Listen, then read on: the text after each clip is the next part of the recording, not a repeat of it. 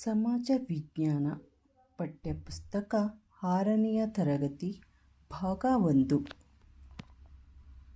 ಇತಿಹಾಸದ ಪರಿಚಯ ಮತ್ತು ಆರಂಭಿಕ ಸಮಾಜ. ಅಧ್ಯಾಯ 1 ಇತಿಹಾಸದ ಪರಿಚಯ ಮತ್ತು ಆರಂಭಿಕ ಸಮಾಜ. ಇತಿಹಾಸ ಎಂದರೇನು? ಈ ಹಿಂದೆ ನಡೆದು ಹೋದ ಸಂಗತಿಗಳನ್ನು ಕ್ರಮಬದ್ಧವಾಗಿ ಹೇಳುವುದೇ ಇತಿಹಾಸ. ಅಂದರೆ ಹಿಂದೆ ನಡೆದು ಹೋದ ಸಂಗತಿಗಳನ್ನು ಕ್ರಮಬದ್ಧವಾದ ರೀತಿಯಲ್ಲಿ ಅಧ್ಯಯನ ಮಾಡುವುದನ್ನು ನಾವು ಇತಿಹಾಸ ಅಂತ ಕರಿತೀವಿ. ಇದು ಮನುಷ್ಯರು ನಡೆದು ಬಂದ ದಾರಿಯನ್ನು ಪರಿಚಯಿಸುತ್ತದೆ.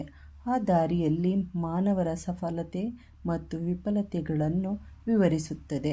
ಇತಿಹಾಸವು ಘಟನೆಗಳನ್ನು ವಿವರಿಸುವಾಗ ಕಾಲ, ಸ್ಥಳ ಮತ್ತು ವ್ಯಕ್ತಿಯ ಕುರಿತು ನಿರ್ದಿಷ್ಟತೆ ಮತ್ತು ಖಚಿತತೆಯನ್ನು ಹೊಂದಿರುತ್ತದೆ.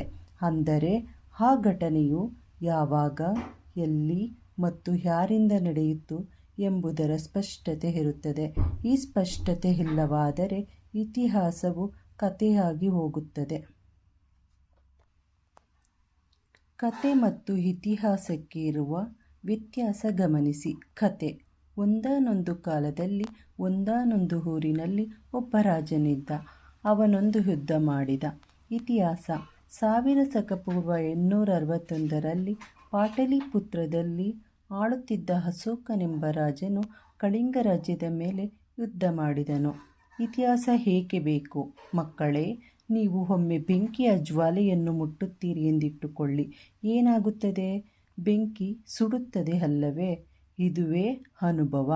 ಮತ್ತೊಮ್ಮೆ ನೀವು ಬೆಂಕಿಯ ಜ್ವಾಲೆಯನ್ನು ಮುಟ್ಟುತ್ತೀರಾ? ಇಲ್ಲ. ಏಕೆಂದರೆ ಈ ಮೊದಲು ಬೆಂಕಿಯು ಸುಟ್ಟ ಅನುಭವ ನಿಮಗಿದೆ ಅಲ್ಲವೇ? ಹೌದು.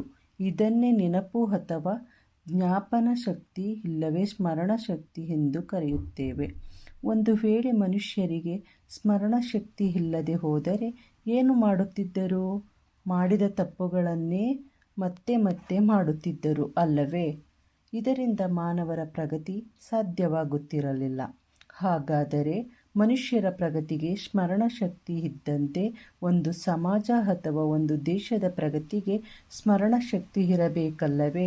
ಹೌದು, ಇರಬೇಕು. ಹಾಗಾದರೆ ಯಾವುದು ಸಮಾಜಕ್ಕೆ ಅಥವಾ ದೇಶಕ್ಕೆ ಇರಬಹುದಾದ ಸ್ಮರಣ ಶಕ್ತಿ? ಅದೇ ಇತಿಹಾಸ. ಹೌದು, ಮನುಷ್ಯನಿಗೆ ಸ್ಮರಣ ಶಕ್ತಿ ಇದ್ದಂತೆ ಒಂದು ಸಮಾಜಕ್ಕೆ, ರಾಜ್ಯಕ್ಕೆ, ದೇಶಕ್ಕೆ ಅಷ್ಟೇ ಏಕೆ, ಈ ಜಗತ್ತಿಗೆ ಇತಿಹಾಸವೇ ಸ್ಮರಣ ಶಕ್ತಿಯಾಗಿದೆ. ಇತಿಹಾಸವು ನಮ್ಮ ಪೂರ್ವಿಕರು ಕೈಗೊಂಡ ಒಳ್ಳೆಯ ಮತ್ತು ತಪ್ಪು ತೀರ್ಮಾನಗಳಿಂದ ಅನುಭವಿಸಿದ ಸುಖ ದುಃಖಗಳನ್ನು, ಕಷ್ಟಗಳನ್ನು ತಿಳಿಸುತ್ತದೆ. ಅಲ್ಲದೆ ಮುಂದಿನ ತೀರ್ಮಾನಗಳನ್ನು ಕೈಗೊಳ್ಳುವಾಗ ಎಚ್ಚರಿಸುತ್ತದೆ. ಇತಿಹಾಸದಲ್ಲಿನ ನಮ್ಮ ಪೂರ್ವಿಕರ ತತ್ವಾದರ್ಶಗಳು, ವಿಚಾರಧಾರೆಗಳು ಮುಂದಿನ ತಲೆಮಾರುಗಳಿಗೆ ಮಾದರಿಯೂ ದಾರಿದೀಪವೂ ಆಗುತ್ತವೆ. ಅವರ ಶೌರ್ಯ, ಪರಾಕ್ರಮ ಮತ್ತು ತ್ಯಾಗ ಬಲಿದಾನಗಳು ನಂತರದ ಪೀಳಿಗೆಗಳಿಗೆ ಸ್ಫೂರ್ತಿಯೂ ಆಗುತ್ತವೆ. ಇಷ್ಟೇ ಅಲ್ಲದೆ ನಮ್ಮ ಸಂಸ್ಕೃತಿ ಪರಂಪರೆಯನ್ನು ಪರಿಚಯಿಸುವ ಮೂಲಕ ಅಭಿಮಾನ ಮತ್ತು ಗೌರವವನ್ನು ಇತಿಹಾಸವು ಮೂಡಿಸುತ್ತದೆ. ಇತಿಹಾಸವನ್ನು ಹೇಗೆ ರಚಿಸಬೇಕು ಎಂಬುದನ್ನು ಮೊಟ್ಟಮೊದಲು ತೋರಿಸಿಕೊಟ್ಟವರು ಗ್ರೀಕ್ ದೇಶದ ಹೆರೋಡೋಟಸ್. ಆದ್ದರಿಂದ ಅವರನ್ನು ಇತಿಹಾಸದ ಪಿತಾಮಹ ಎಂದು ಕರೆಯಲಾಗುತ್ತದೆ. ಆಧಾರಗಳು: ಇತಿಹಾಸ ರಚಿಸುವವರನ್ನು ಇತಿಹಾಸಕಾರರು ಎನ್ನುತ್ತಾರೆ. ಇವರು ಇತಿಹಾಸವನ್ನು ನಿರ್ದಿಷ್ಟವಾಗಿ ಮತ್ತು ಖಚಿತವಾಗಿ ಹೇಳಲು ಸಾಕ್ಷ್ಯಾಧಾರಗಳನ್ನು ಬಳಸಿಕೊಳ್ಳುತ್ತಾರೆ. ಆದ್ದರಿಂದ ಆಧಾರವಿಲ್ಲದೆ ಇತಿಹಾಸವಿಲ್ಲ ಎಂದು ಹೇಳಲಾಗುವುದು. ಇತಿಹಾಸದ ಆಧಾರಗಳಲ್ಲಿ ಪ್ರಮುಖವಾಗಿ 2 ವಿಧಗಳಿವೆ. 1. ಸಾಹಿತ್ಯ ಆಧಾರಗಳು. 2. ಪುರಾತತ್ವ ಆಧಾರಗಳು. ಸಾಹಿತ್ಯ ಆಧಾರಗಳು: ಇತಿಹಾಸದ ಹಿನ್ನೆಲೆಯಲ್ಲಿ ಸಾಹಿತ್ಯ ಎಂದರೆ ಬರವಣಿಗೆ ಅಥವಾ ಬಾಯಿಂದ ಬಾಯಿಗೆ ಹರಿದು ಬಂದಿರುವ ಸಂಗತಿಗಳು. ಇವುಗಳಲ್ಲಿ 2 ವಿಧ: 1 ಲಿಖಿತ ಸಾಹಿತ್ಯ, 2 ಮೌಖಿಕ ಸಾಹಿತ್ಯ. ಲಿಖಿತ ಸಾಹಿತ್ಯವನ್ನು ದೇಶೀಯ ಸಾಹಿತ್ಯ ಮತ್ತು ವಿದೇಶಿಯ ಸಾಹಿತ್ಯಗಳೆಂದು ವಿಂಗಡಿಸಲಾಗುವುದು. ಮೌಖಿಕ ಸಾಹಿತ್ಯವು ಜನಪದ ಗೀತೆ, ಕಥೆ, ಲಾವಣಿ, ಐತಿಹ್ಯ ಮೊದಲಾದವುಗಳನ್ನು ಒಳಗೊಂಡಿರುತ್ತದೆ. ಲಿಖಿತ ಸಾಹಿತ್ಯ ರಚಿಸುವವರು ಅಕ್ಷರಸ್ಥರಾದರೆ, ಮೌಖಿಕ ಸಾಹಿತ್ಯ ರಚಿಸುವವರು ಅನಕ್ಷರಸ್ಥರಾಗಿರುತ್ತಾರೆ. ಪುರಾತತ್ವ ಆಧಾರಗಳು. ಇಂದಿನ ಮಾನವರು ನಿರ್ಮಿಸಿದ ಮತ್ತು ಬಳಸಿದ ಭೌತಿಕ ವಸ್ತುಗಳ ಅವಶೇಷಗಳೇ ಪುರಾತತ್ವ ಆಧಾರಗಳು. ಭೂಮಿಯ ಒಳಗೆ ಹುದುಗಿ ಹೋಗಿರುವ ಅವಶೇಷಗಳನ್ನು ಉತ್ಖನನದ ಮೂಲಕ ಹೊರತೆಗೆಯಲಾಗುವುದು. ಪುರಾತತ್ವ ಆಧಾರಗಳ ವ್ಯಾಪ್ತಿಗೆ ಮಡಕೆ ಚೂರುಗಳು, ನಾಣ್ಯಗಳು, ಶಾಸನಗಳು, ಸ್ಮಾರಕಗಳು ಮತ್ತಿತರ ಅವಶೇಷಗಳು ಒಳಪಡುತ್ತವೆ. ಉತ್ಖನನ ಎಂದರೆ ಮಾನವನ ಪ್ರಾಚೀನ ಅವಶೇಷ ಅಥವಾ ಪಳೆಯುಳಿಕೆಗಳನ್ನು ಹೊರತೆಗೆಯಲು ನಡೆಸುವ ವೈಜ್ಞಾನಿಕವಾದ ಭೂ ಅಗೆತ. ಬ್ರಷ್, ಕರಣಿ, ಚಾಕು, ಮರದ ದಬ್ಬಳದಂತಹ ಮೊನಚಾದ ಸಾಧನಗಳನ್ನು ಬಳಸಿ ನಿಧಾನವಾಗಿ ಮಣ್ಣಿನ ಪದರಗಳನ್ನು ಸರಿಸುತ್ತಾರೆ. ಆ ಮಣ್ಣಿನಲ್ಲಿ ಸಿಗುವ ಮಡಕೆ ಚೂರು, ನಾಣ್ಯ, ಮಣಿ, ಅರಳು, ಎಲುಬು ಮುಂತಾದ ಅವಶೇಷಗಳನ್ನು ಹೊರತೆಗೆದು ಅಧ್ಯಯನಕ್ಕೆ ಒಳಪಡಿಸುತ್ತಾರೆ. ಇತಿಹಾಸದ ಆಧಾರಗಳು. ಸಾಹಿತ್ಯ ಆಧಾರಗಳು. ಅದರಲ್ಲಿ 2 ವಿಧ: ಲಿಖಿತ ಸಾಹಿತ್ಯ, ಮೌಖಿಕ ಸಾಹಿತ್ಯ. ಲಿಖಿತ ಸಾಹಿತ್ಯದಲ್ಲಿ ದೇಸಿ ಸಾಹಿತ್ಯ, ವಿದೇಶಿ ಸಾಹಿತ್ಯ.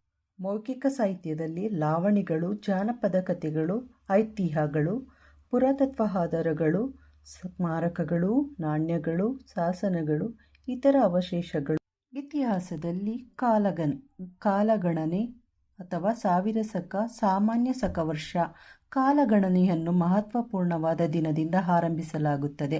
ಅಂಥ ಕಾಲಗಣನೆಯನ್ನು ಶಕ ಅಥವಾ ಶಕೆ ಎನ್ನುತ್ತೇವೆ. ಸಾವಿರ ಶಕ ಯೇಸುಕ್ರಿಸ್ತರು ಬದುಕಿದ ಕಾಲಾವಧಿಯ ನಿರ್ದಿಷ್ಟ ವರ್ಷದಿಂದ ಪ್ರಾರಂಭವಾಗುತ್ತದೆ. ವಿಜಯನಗರ ಸಾಮ್ರಾಜ್ಯವು ಸಾವಿರ ಶಕ 1336ರಲ್ಲಿ ಸ್ಥಾಪನೆ ಆಯಿತು ಎಂದರೆ ಅದು ಸ್ಥಾಪನೆಯಾಗಿ ಯೇಸುವಿನ ವರ್ಷದಿಂದ 1336 ವರ್ಷಗಳು ಕಳೆದಿವೆ ಎಂದು ಅರ್ಥ. ಕಾಲಗಣನೆಯನ್ನು ಇನ್ನಿತರ ಶಕೆಗಳಲ್ಲಿಯೂ ಮಾಡುತ್ತಾರೆ. ಶಾಲಿವಾಹನ, ಗುಪ್ತ, ವಿಕ್ರಮ, ಹಿಜಿರ ಇನ್ನೂ ಮುಂತಾದ ಶಕೆಗಳಿವೆ. ಸಾಮಾನ್ಯವಾಗಿ ಈಗ ಇತಿಹಾಸ ನಿರೂಪಣೆಯಲ್ಲಿ ಸಾಮಾನ್ಯ ಶಕ ಎಂಬುದು ರೂಢಿಯಲ್ಲಿದೆ. 1 ಶತಮಾನವೆಂದರೆ 100 ವರ್ಷಗಳು. ನಾವು ಸಾಮಾನ್ಯ ಶಕ 21ನೇ ಶತಮಾನದವರು ಅಥವಾ ಸಾವಿರ ಶಕ 2001ರಿಂದ ಸಾವಿರ ಶಕ 2100.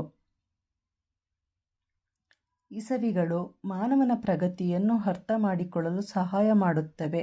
ಘಟನೆಗಳು ನಡೆದ ಕಾಲಕ್ರಮವನ್ನು ತಿಳಿಸುವುದೇ ಇಸವಿಗಳನ್ನು ಸೂಚಿಸುವ ಉದ್ದೇಶವಾಗಿದೆ. ಇಸವಿಗಳನ್ನು ಕಂಠಪಾಠ ಮಾಡುವುದಕ್ಕಾಗಿ ಮಾತ್ರವೇ ಹೇಳಲಾಗಿಲ್ಲ. ಆರಂಭಿಕ ಸಮಾಜ. ಸಾಮಾನ್ಯವಾಗಿ ಇತಿಹಾಸವನ್ನು 3 ಪ್ರಧಾನ ಕಾಲಗಳಾಗಿ ವರ್ಗೀಕರಿಸಿಕೊಳ್ಳಬಹುದು. ಅವುಗಳೆಂದರೆ: 1. ಪ್ರಾಗೈತಿಹಾಸಿಕ ಕಾಲ. 2. ಪೂರ್ವಭಾವಿ ಇತಿಹಾಸ ಕಾಲ ಮತ್ತು 3. ಇತಿಹಾಸ ಕಾಲ. ಮಾನವರ ಇತಿಹಾಸದಲ್ಲಿ ಪ್ರಾಗೈತಿಹಾಸ ಕಾಲವೇ 99.9% ಕಾಲಾವಧಿಯನ್ನು ಒಳಗೊಂಡಿದೆ. ಆದರೆ ಆ ಕಾಲದ ಕುರಿತು ಅಧ್ಯಯನ ಮಾಡಲು ಇರುವ ಆಧಾರಗಳು ಬಹಳ ಕಡಿಮೆ. ಆದ್ದರಿಂದ ಇತಿಹಾಸದಲ್ಲಿ ಪ್ರಾಗೈತಿಹಾಸಕ್ಕೆ ಕೊಟ್ಟಿರುವ ಸ್ಥಳಾವಕಾಶವು ಕಡಿಮೆಯೇ ಆಗಿದೆ. ಮೇಲಿನ 3 ಕಾಲಗಳನ್ನು ವರ್ಗೀಕರಿಸಲು ಬಳಸುವ ಮಾನದಂಡವೇ ಅಕ್ಷರಜ್ಞಾನವಾಗಿದೆ. ಅಕ್ಷರ ಪರಿಚಯವೇ ಇಲ್ಲದ ಕಾಲಘಟ್ಟವನ್ನು ಪ್ರಾಗೈತಿಹಾಸಿಕ ಕಾಲ ಎಂದು ಕರೆಯಲಾಗುವುದು. ಉದಾಹರಣೆಗೆ ಶಿಲಾಯುಗಗಳು. ಯಾವೊಂದು ಕಾಲದಲ್ಲಿ ಅಕ್ಷರಗಳ ತಿಳುವಳಿಕೆ ಇದ್ದು ಅವುಗಳನ್ನು ಇಂದು ಓದಲು ಸಾಧ್ಯವಾಗಿಲ್ಲದಿದ್ದರೆ ಆ ಕಾಲಘಟ್ಟವನ್ನು ಪೂರ್ವಭಾವಿ ಇತಿಹಾಸ ಕಾಲ ಎಂದು ಕರೆಯಲಾಗುವುದು. ಉದಾಹರಣೆಗೆ ಹರಪ್ಪ ನಾಗರಿಕತೆಯ ಕಾಲ. ಯಾವ ಕಾಲಘಟ್ಟದಲ್ಲಿ ಅಕ್ಷರ ಪರಿಚಯವಿರುವುದೋ ಮತ್ತು ಆ ಅಕ್ಷರಗಳನ್ನು ಇಂದು ಓದಲಾಗುವುದೋ ಆ ಕಾಲವನ್ನು ಇತಿಹಾಸ ಕಾಲ ಎಂದು ಕರೆಯಲಾಗುವುದು.